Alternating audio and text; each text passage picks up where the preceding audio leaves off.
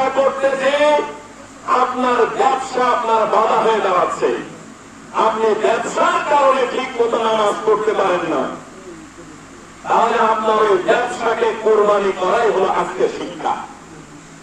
ওই ব্যবসাকে আপনাকে কোরবানি করতে হবে, যে ওই কোরবানির মাধ্যমে আপনার ব্যবসা আপনাকে নামাজ পড়তে বাধা হয়ে দাঁড়াতে পারবে না, ওই ব্যবসা আপনাকে আটকে রাখতে পারবে না।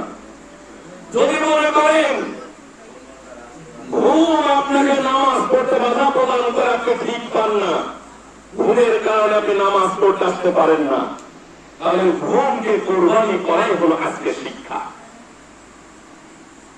যদি মনে করেন কোন চাকরি, সুদ হারামের ব্যবসা, সুদ এবং ঘুষ আপনাকে আল্লাহর পথে চলতে বাধা প্রদান করে, তাহলে আজকের কোরবানির শিক্ষা হলো ও সুদ এবং ঘুষকে কোরবানি করা।